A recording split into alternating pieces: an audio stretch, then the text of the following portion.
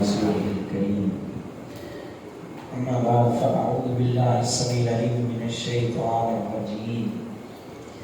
ويسألونك عن المحيض قل هو أذى فاعتزلوا النساء في المحيض ولا تقربوهن حتى يطهرن فإذا تطهرن فأتوهن من حيث أمركم الله إن الله يحب التوابين ويحب المتطهرين. نساؤكم حرث لكم فأتوا حرثكم أنى شئتم وقدموا لأنفسكم واتقوا الله واعلموا أنكم ملاقوه وبشر المؤمنين. سورۃ البقرہ آیت نمبر 223 24 22 اور 23. سورۃ البقرہ آیت نمبر 222 اور 23. وَيَسْأَلُونَكَ اور وہ سوال کرتے ہیں آپ سے عن المحیض حیض کے متعلق. قل کہہ دیجئے ہوا وہ اذا تکلیف ہے، گندگی ہے، بیماری ہے. فاعتزلوا پس تم الگ رہو النساء عورتوں سے فی المحیض حیض میں. ولا تقربوہن اور نہ تم ان کے قریب جاؤ حتی یطہرن یہاں تک کہ وہ پاک ہو جائیں. فإذا تطہرن جب وہ پاک ہو جائیں فاتوہن تو تم ان کے پاس آؤ من حیث جہاں سے امرکم اللہ تمہیں اللہ نے حکم دیا ہے. ان اللہ بے شک اللہ تعالی یحب التوابین محبت کرتا ہے توبہ کرنے والوں سے، ویحب المتطہرین اور وہ محبت کرتا ہے پاکیزہ لوگوں سے. نساؤکم تمہاری بیویاں حرث لکم تمہاری کھیتی ہے، فاتوا حرثکم تو تم آؤ اپنی کھیتی میں انا شئتم جہاں سے تم چاہو. وقدموا اور تم آگے بھیجو لانفسکم اپنے نفسوں کے لیے. واتقوا اللہ اور تم اللہ سے ڈر جاؤ.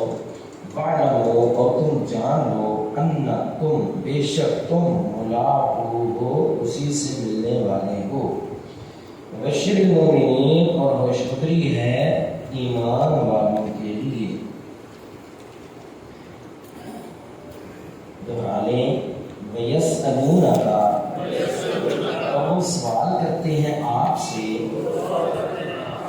عن المحیض حیض کے متعلق. قل کہہ دیجئے ہوا اذن وہ گندگی ہے. فاعتزلوا النساء تو تم الگ رہو عورتوں سے فی المحیض حیض میں. ولا تقربوہن اور نہ تم ان کے قریب جاؤ حتی یہاں تک کہ یطہرن وہ پاک ہو جائیں.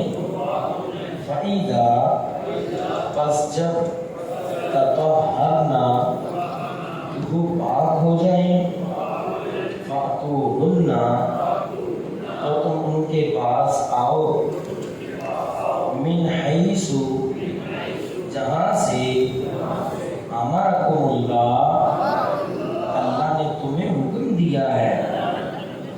ان اللہ بے شک اللہ تعالی یحب التوابین محبت کرتے ہیں توبہ کرنے والوں سے.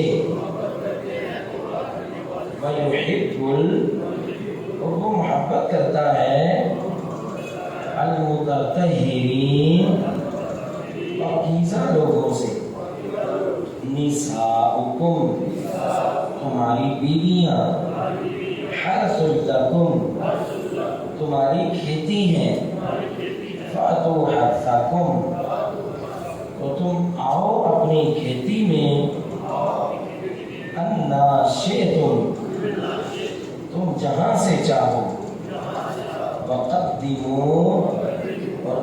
آگے بھیجو لِأَنفُسِكُمْ اپنے نفسوں کے لیے وَاتَّقُوا اللَّهَ اور تم اللہ سے ڈر جاؤ وَاعْلَمُوا اور تم جان لو أَنَّكُمْ بے شک تم ملاقوہ اسی سے ملنے والے ہو وَبَشِّرِ الْمُؤْمِنِينَ اور خوشخبری ہے مومنوں کے لیے یسألونک عن المحیط اور وہ پوچھتے ہیں آپ سے حیض کے متعلق قل فرما دیجئے ہوا اذن وہ تو گندگی ہے اعضاء کا مطلب تکلیف بھی ہوتا ہے اعضاء کا مطلب بیماری بھی ہوتا ہے اعضاء کا مطلب گندگی بھی ہوتا ہے تینوں معنی اس لفظ میں موجود ہیں پچھلی آیت میں چونکہ بیان ہوا تھا کس سے آپ نکاح کر سکتے ہیں اور کس سے نہیں کر سکتے جو موحد ہیں مومن ہیں انہیں چاہیے کہ وہ مومنوں سے ہی نکاح کریں لیکن مومن مرد اس کے لیے اتنا جائز ہے کہ وہ اہل کتاب میں سے کسی بھی عورت کے ساتھ شادی کر سکتا ہے لیکن ہم نے اس کے ساتھ اس کے کچھ شرائط بھی بتائے تھے ایک تو یہ کہ امید ہو کہ اس نے مسلمان ہو جانا ہے تب اور دوسرا کہ یہ نہ ہو کہ جیسے کارڈ لینے کے لیے کاغذات لینے کے لیے جو نکاح کیا جاتا ہے ایسی کوئی نیت نہ ہو تب کر سکتے ہیں لیکن مومنہ عورتیں جو ہیں وہ کسی بھی صورت کسی بھی مشرک سے نکاح وہ چاہے اہل کتاب کا ہو چاہے کلمہ حضرت موسیٰ علیہ السلام کا پڑھنے والا ہو عیسیٰ علیہ السلام کا پڑھنے والا ہو محمد رسول اللہ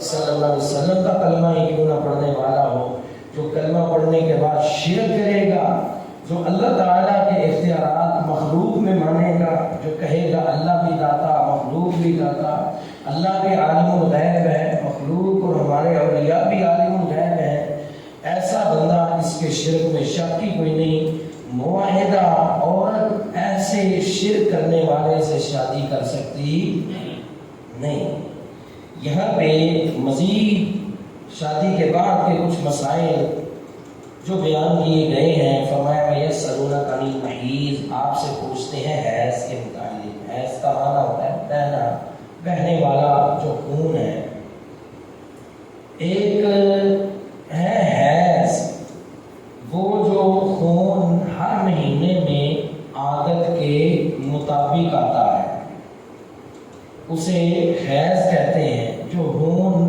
عادت کے مطابق نہیں آتا وہ حیض نہیں ہے لہذا اس کے جو مسائل ہیں وہ اور ہیں حیض کے مسائل اور ہیں حالت حیض میں نماز نہیں پڑھی جا سکتی مسجد میں داخل نہیں ہوا جا سکتا لیکن جو ہے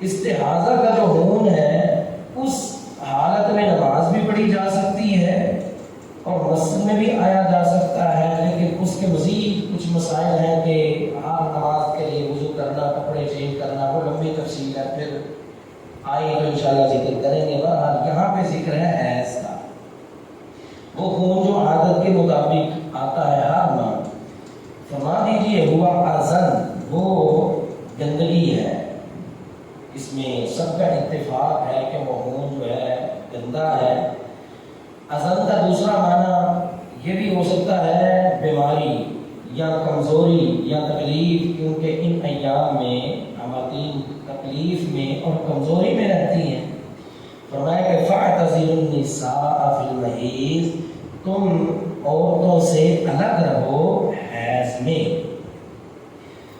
یہود کیا کرتے تھے یہود یہ کرتے تھے کہ جب کسی عورت کو حیض آتا اسے بالکل الگ کر دیتے نہ اس کے ہاتھ کا کھانا ہے نہ پینا ہے بالکل الگ تھلگ یوں تھا جیسے کوئی اس پہ اس نے کوئی بہت بڑا جرم کیا ہے اور اسے الگ کر دیا گیا ہے، نہ اس کے ہاتھ کا پانی پینا نہ کھانا کچھ بھی نہیں، بالکل علیحدہ کر دیا جاتا تھا۔ لیکن اللہ تعالیٰ نے ہم پہ یہ رحم فرمایا، اس امت میں بڑی مہربانیاں فرمائی۔ ان مہربانیوں میں یہ بھی ہے کہ اب حیض کی حالت میں آپ علیہ السلام نے صرف ہم بستری سے منع کیا ہے، فرمایا فاعتزلوا النساء فی المحیض، حیض کی حالت میں تم نے عورتوں سے الگ رہنا ہے۔ الگ رہنے کا معنی یہ ہے کہ صرف ہم بستری نہیں کی جا سکتی، جماع نہیں کیا جا سکتا، اس کے علاوہ پاس بیٹھے کھانا پینا اور دودھ پلا سکتی ہے، سارے دنیا جہان کے کام کر سکتی ہے، صرف دو کام نہیں کرنے، ایک حیض کی حالت میں ہم بستری نہیں اور دوسرا مسجد میں داخل نہیں ہو سکتی۔ اللہ اکبر۔ بعض ایسے مسائل ہیں جو ہم بھی ہچکچاہٹ کی وجہ سے بیان نہیں کرتے، اور یہ ہماری سستی کہہ لیجیے، کمزوری کہہ لیجیے۔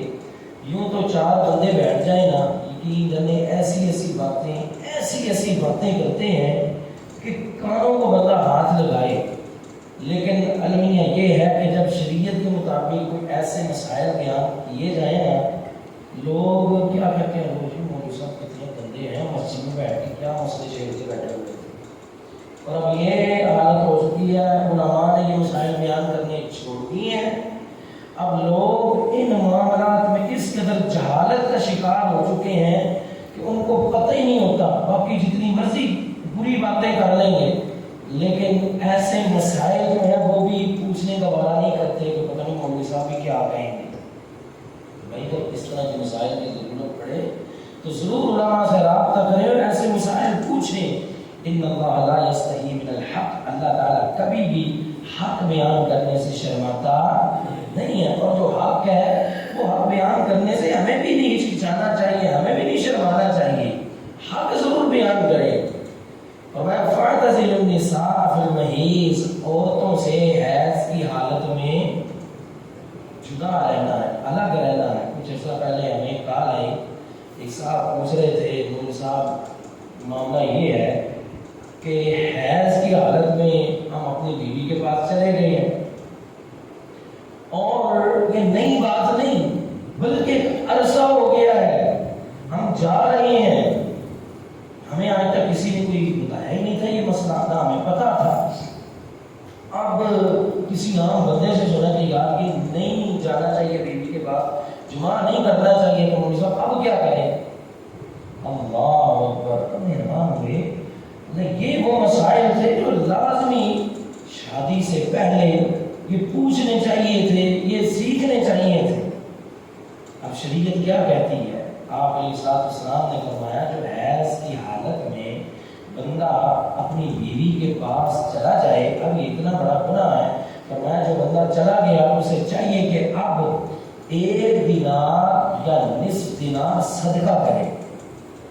کتنا صدقہ کرے؟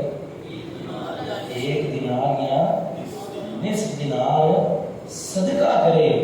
اب 1 دینار کتنا بنتا ہے؟ درہم ہوتا ہے چاندی کا سکہ، دینار ہوتا ہے سونے کا سکہ، اور 20 دینار ہونا، 20 دینار زکوٰۃ فرض ہو جاتی ہے، 7.5 تولے بن جاتے ہیں۔ اور کیونکہ میری یہ فیلڈ نہیں ہے، میں اس میں آیا تو نہیں، لیکن میں نے اپنی طاقت کے مطابق کوشش کی تھی اس کا کوئی حساب لگانے کے لیے، تو تقریباً 1 دینار جو ہے نا وہ 40,000 کے قریب بنتا ہے۔ کتنا؟ 40,000 کے قریب۔ تو نصف دینار کتنا بنے گا؟ 20,000۔ 20 نہیں تو 19 لگا لیں، 18 لگا لیں، یعنی جو بندہ اپنی بیوی کے پاس حیض کی حالت میں جاتا ہے، جمع کرتا ہے، مستری کرتا ہے، اسے 18 سے 20,000 روپیہ صدقہ کرنا پڑے گا، ورنہ شریعت نے یہی حکم دیا ہے کہ وہ گندگی ہے۔ فاعتزلوا النساء فی المحیض، حیض کی حالت میں تم نے جماع سے الگ رہنا ہے، ہم بستری سے الگ رہنا، بیوی کے پاس اس لیے نہیں جانا۔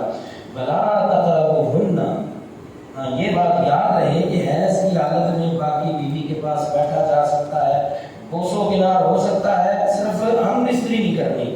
بلا تقربوہن، اور نہ تم ان کے قریب جاؤ، حتی تاکہ وہ پاک ہو جائے.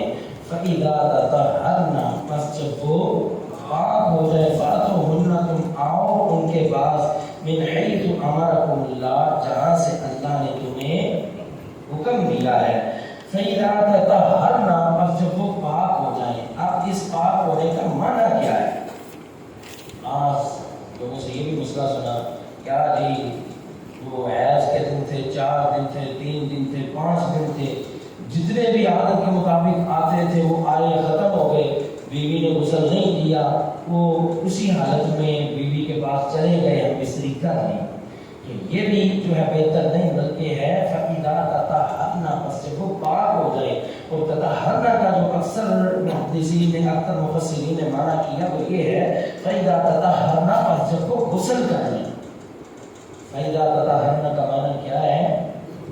اب جب وہ غسل کر لیں تو حیض ختم ہو جائے، وہ خون بند ہو جائے، اس کے بعد جب وہ غسل کر لیں فَأْتُوهُنَّ مِنْ حَيْثُ أَمَرَكُمُ اللَّهُ اب تمہارے لیے یہ جائز ہے کہ تم ان کے پاس آؤ جہاں سے اللہ نے تمہیں حکم دیا تھا.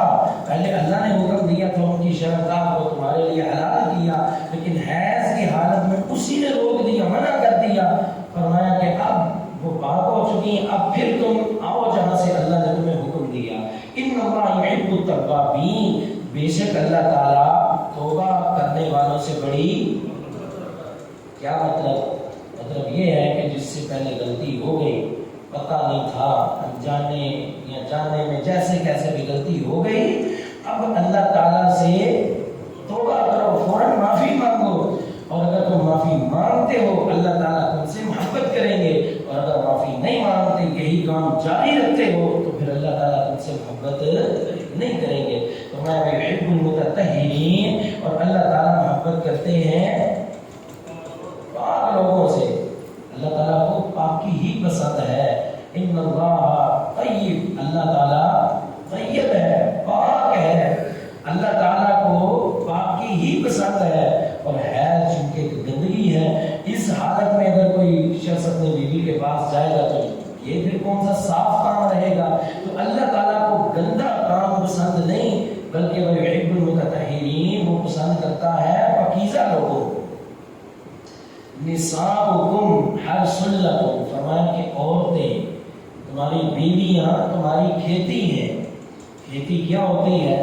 کھیتی وہی ہوتی ہے کہ جس میں بیج ڈالا جائے اور فصل ملتی ہے. بیویوں کو کھیتی سے اس لیے تشبیہ دی گئی کہ اس سے اولاد جیسی اللہ تعالیٰ فصل عطا فرماتے ہیں، نعمت عطا فرماتے ہیں. تو فرمایا نساؤکم حرث لکم بیویاں تمہاری کھیتی ہیں. فاتوا حرثکم تم آؤ ان کے پاس انا شئتم جہاں سے تم چاہو. دراصل یہود کے ہاں یہ بات معروف تھی، مشہور تھی کہ اگر کوئی شخص اپنی بیوی سے ہم بستری کرے پیچھے سے تو اس کے ہاں جو بچہ پیدا ہوگا وہ بہنگا پیدا ہوگا. ہماری شریعت نے اس بات کا بالکل انکار کیا. بہنگا یا کوئی اور مرض میں مبتلا اس چیز کا ہم بستری سے ایسا ویسا کوئی تعلق نہیں ہے. یہود کا ہی صرف یہ اپنے دعویٰ کا خود ساختہ بنایا ہوگا. فرمایا کہ نساؤکم حرث لکم فاتوا حرثکم انا شئتم عورتیں تمہاری کھیتی ہیں جہاں سے تم چاہو، آگے سے یا پیچھے سے، لیکن راستہ ایک ہے، دوسرا راستہ استعمال نہیں کرنا. فرمایا جو شخص اپنی بیوی کے پاس دوسرے راستے سے آتا ہے اللہ کے نبی علیہ السلام نے فرمایا کہ اللہ تعالیٰ کے اس بندے پہ لعنت ہے. اور جو اس پہ اللہ تعالیٰ کی لعنت ہو، جو ملعون ہو، وہ شخص کبھی جنت میں جا سکتا. یہ بہت بڑا جرم ہے اللہ تعالیٰ کے ہاں. فرمایا کہ نساؤکم حرث لکم بیویاں تمہاری کھیتی ہیں. فاتوا حرثکم تم آؤ کھیتی میں انا شئتم جہاں سے تم چاہو. وقدموا لانفسکم اور تم اپنے نفسوں کے لیے آگے بھیجو. آگے بھیجنے کا معنی کیا ہے؟ آگے بھیجنے کا معنی یہ ہے کہ یہ جو اولاد ہے نا یہ انسان کے لیے بہترین فصل بھی ہے، بہترین صدقہ جاریہ بھی ہے. تو جب بھی بیوی کے پاس آنا ہے حصول اولاد جو ہے یہ سب سے پہلا مقصد ہو. بیوی کے پاس ہم بستری کے لیے صحبت کے لیے آنا ہے تو یہ نیت لے کر یہ مقصد لے کر کہ اللہ تعالیٰ اس سے ہمیں نیک صالح اولاد عطا فرمائے گا. یہ بالکل باطل اور غلط دعویٰ ہے. بچے دو ہی اچھے. میں مقدموا لانفسکم، اپنے نفسوں کے لیے آگے بھیجو جتنی طاقت ہے جتنی استطاعت ہے. بلکہ ایک حدیث میں آپ علیہ السلام نے فرمایا کہ جو عورتیں زیادہ بچے جننے والی ہیں تم ان سے شادی کرو تاکہ میں کل قیامت کے دن اپنی امت کی کثرت پہ فخر کروں. لہذا یہ جو ہوتی ہے پلاننگ وغیرہ جو بھی ایسے معاملات ہیں ہماری شریعت میں اس کی کوئی بھی اجازت نہیں ہے. اللہ تعالیٰ ہم سب کو سمجھ رہا فرمائے. فرمایا وقدموا لانفسکم، اور اپنے نفسوں کے لیے تم آگے بھیجو، کیونکہ آگے بھیجنا اولاد سے بڑا صدقہ جاریہ. اور کیا ہو سکتا ہے کہ انسان مر بھی جائے، قبر میں کام آئے تو نیک اولاد، قیامت کے دن کام آئے تو نیک اولاد. ایک حدیث میں فرمایا کہ ایک شخص کو اللہ تعالیٰ قبر میں درجہ بلند کر دیتے ہیں. وہ کہتا ہے اللہ میرا درجہ کیسے بلند ہوگا؟ تو اللہ تعالیٰ فرماتے ہیں کہ دعائیں ولدک لک، آج تیرے بچے نے تیرے لیے دعا کی ہے جس کی وجہ سے ہم نے یہ تیرا درجہ بلند کر دیا ہے. اور آپ علیہ السلام نے فرمایا کہ بندہ فوت ہو جاتا ہے اعمال کا سلسلہ منقطع، ولد صالح یدعو لہ، لیکن جو نیک اولاد زمین پہ چھوڑ کے گیا ہے اس کے لیے دعا کرتی رہے، اس کے نام اعمال کا سلسلہ جو ہے وہ بڑھتا ہی رہے گا، منقطع اور ختم نہیں ہوگا. اور قیامت کے دن آپ علیہ السلام نے فرمایا ایک شخص کو، ایک عورت کو اللہ تعالیٰ جنت کے کپڑے پہنائیں گے. وہ کہیں گے اے اللہ اتنی باتیں کرنے والے ننگے ہیں، ہمیں کپڑے کیوں ملے؟ تو اللہ تعالیٰ فرمائیں گے بِأَخْذِ وَلَدِكُمُ الْقُرْآنَ، کیونکہ تم نے اپنے بچے کو قرآن کا حافظ بنایا تھا. ماں کو بھی کپڑے مل رہے ہیں، باپ کو بھی جنت کا لباس. کس وجہ سے؟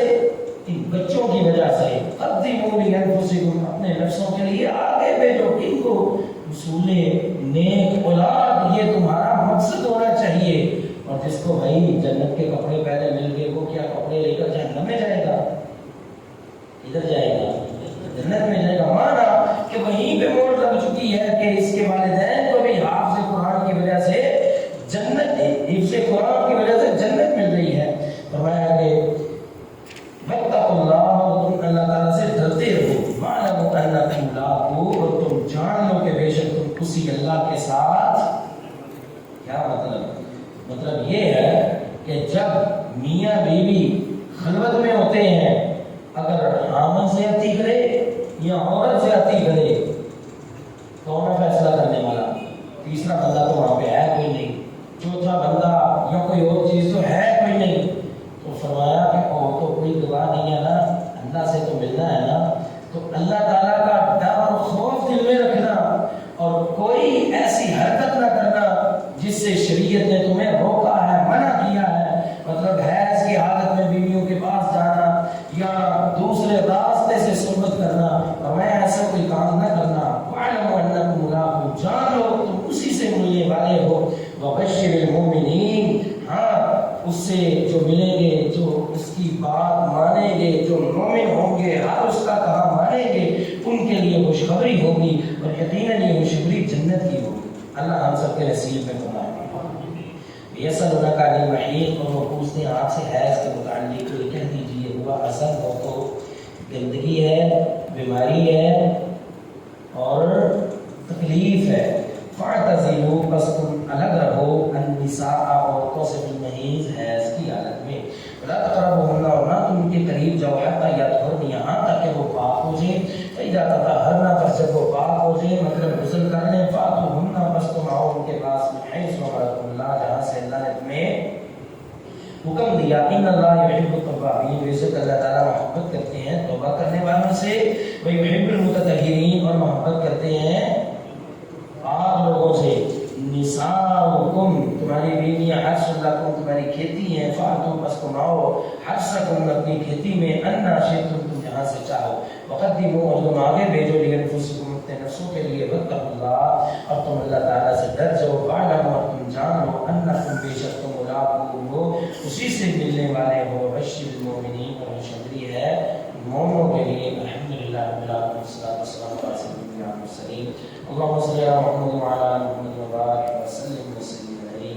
اللہ جتنے بھی بیمار ہیں سب کو شفا عاجلہ عطا فرما. اللہ ہم سب کے صغیرہ کبیرہ گناہ معاف فرما. اللہ اس محفل اس مجلس کو رحمتوں اور برکتوں سے بھر دے اور یہ مجلس ہمارے لیے قیامت کے دن بخشش و نجات کا ذریعہ بنا.